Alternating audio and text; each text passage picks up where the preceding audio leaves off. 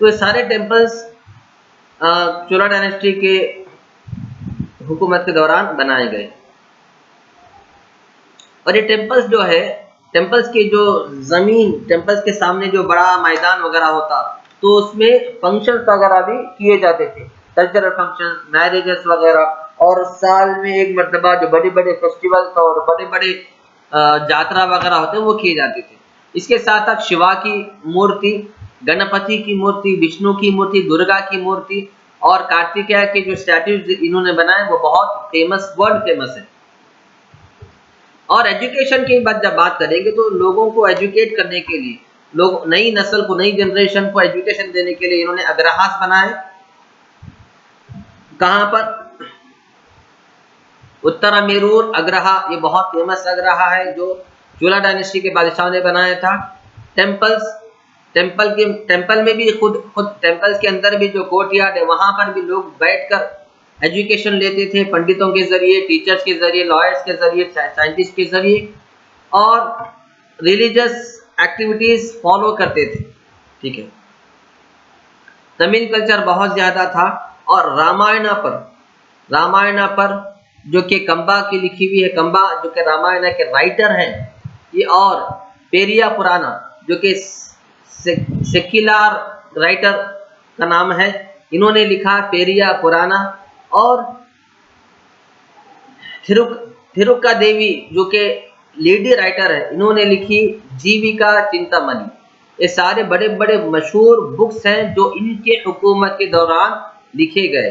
3 अलग अलग राइटर्स हैं, एक है थिरुक्का देवा जो कि जीविका चिंतामणि के राइटर है, एक है सेक्युलर जो कि पेरिया पुराना के राइटर हैं, और एक है कंबा जो रामायण के राइटर हैं। ठीक है, इसी तरह अलग अलग बुक्स, अलग अलग राइटर्स इनके हुकूमत के दौरान लिखते आए हैं।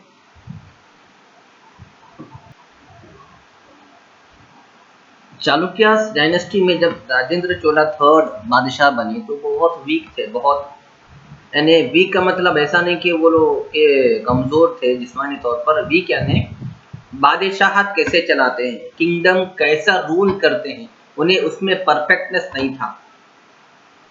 राजेंद्र चोला थर्ड जो किंग बने थे चोला डायनेस्टी के, उन्हें उतना एथिक्स और उतना लिटरेचर नहीं था कि किंग किस तरह होना चाहिए, किंग के कैसे स्मार्ट होना चाहिए, किंग किस तरह इंटेलिजेंट होना चाहिए, वो बातें उनमें नहीं थी। इसका फायदा उठाया होयसला डायनेस्टी के बादशाह ने।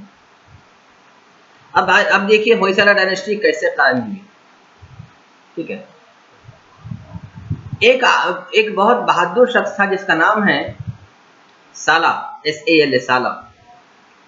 ओके, सला, ये बहुत बहादुर बॉडी बिल्डर आदमी है, इसका नाम है सला। इसे एक जैनिज्म रिलीजन के एक पुजारी ने क्या कहा कि अगर तू बड़ा आदमी बनना चाहता है, ठीक है,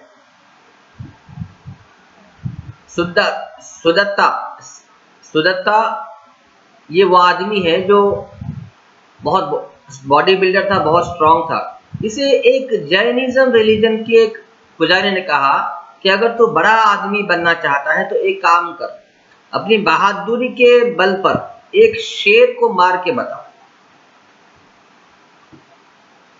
एक शेर से मुकाबला कर और उसे मार के दिखा लोगों के सामने। तो ये सुदत्ता ने एक शेर से मुकाबला किया, उसे मारा। कहाँ पर?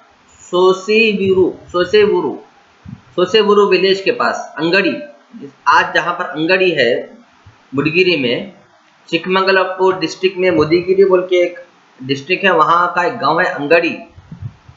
उस इलाके में ये सुदत्ता नाम के आदमी ने शेर से मुकाबला करके उसे मार के गिराया, मार दिया उसे। कहाँ पर? सोसीबुरु के पास। ठीक है, जब लोगों ने देखा कि इतना बड़ा आदमी है, इतना मशहूर आदमी है, तो वो लोगों में मशहूर होता गया, लोग उसे पसंद करने लगे।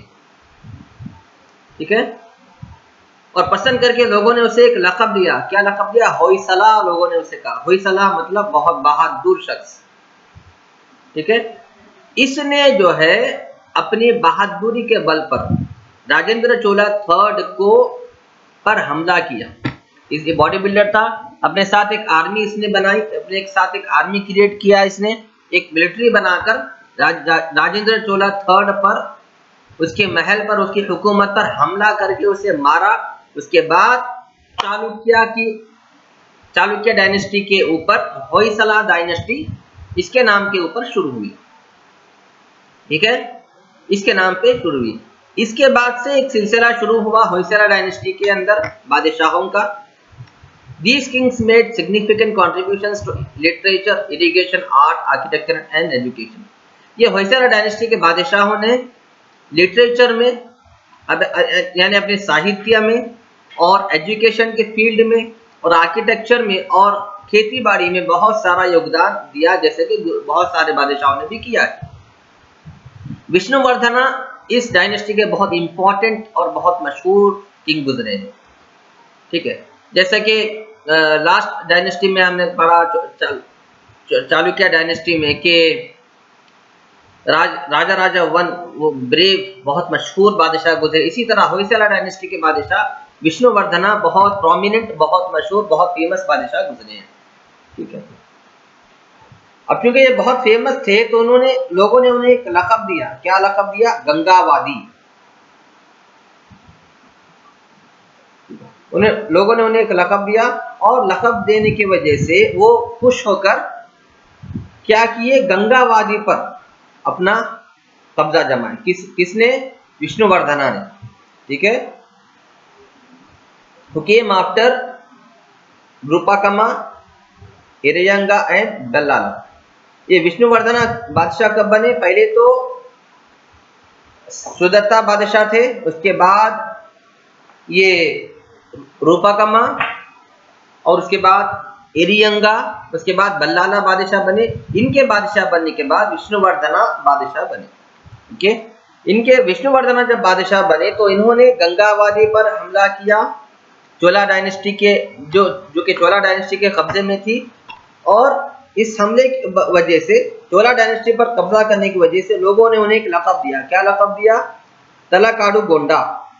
तलाकाडु गोंडा उन्हें लक़ब दिया।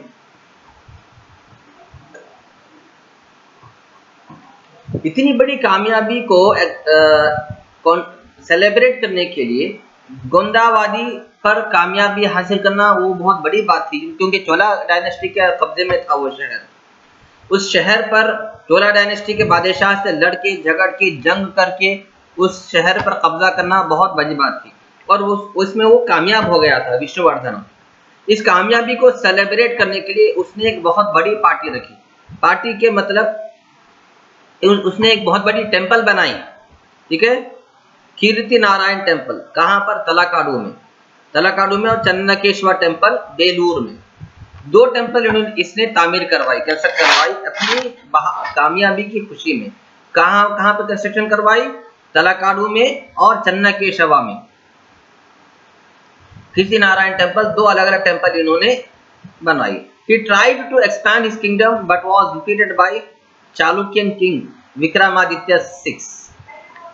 अब चूंकि हर बादशाह अपनी हुकूमत को एक्सपैंड करने की कोशिश में लगा रहता, इसी तरह विष्णुवर्धना भी अपनी होयसला डायनेस्टी को एक्सपैंड करने के लिए आगे बढ़ रहा था। आगे इन्हें अपने जमीन, ज्यादा से ज्यादा जमीन को अपने बादशाह में ले रहा था, लेकिन उसे इस काम को करने से रोका किसने? चालुक्य डायनेस्टी के बादशाह विक्रमादित्य 6 ने। विक्रमादित्य 6 ने विष्णुवर्धना को कहा कि तुम इस वक्त तुम्हारी जितनी हुकूमत है उसी पर इक्तफा रखो, उसी पर खामोश हो जाओ। अगर आगे बढ़ेंगे तो मैं तुम पर हमला करूंगा। लेकिन विष्णुवर्धना नहीं सुना, आगे बढ़ रहा, तो इसलिए चालुक्यन किंग ने उस पर हमला करके उसे हरा दिया।